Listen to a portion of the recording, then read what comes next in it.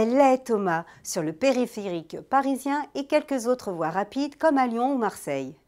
Mais tolérer ne veut pas dire légaliser. C'est là toute la nuance.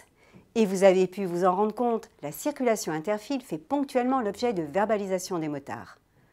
Mais bonne nouvelle, après plusieurs années de tergiversation, l'expérimentation de la circulation interfile pour les deux roues doit démarrer dès l'automne 2015 pour une durée de 2 ans.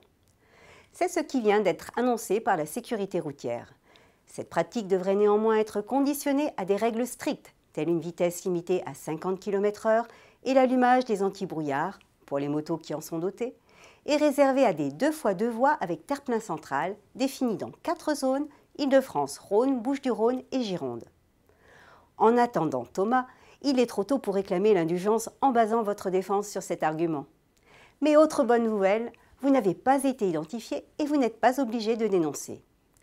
Ainsi, si plusieurs personnes ont pu conduire votre moto ce jour-là, en niant être le conducteur, vous échappez au retrait des 8 points qu'entraînent les 3 infractions habituellement verbalisées dans ce contexte: non-respect des distances de sécurité, dépassement par la droite et défaut de clignotant, et aux sanctions pénales, telles une suspension de permis.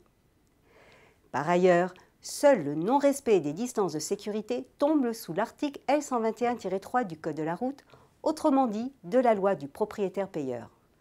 Vous risquez là juste une amende qui devra en pratique tourner autour de 200 €. Pour les 2 autres infractions, réclamez la relaxe.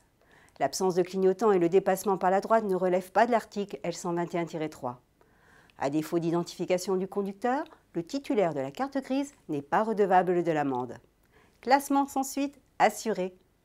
Fort de cette défense, bonne audience et à la semaine prochaine.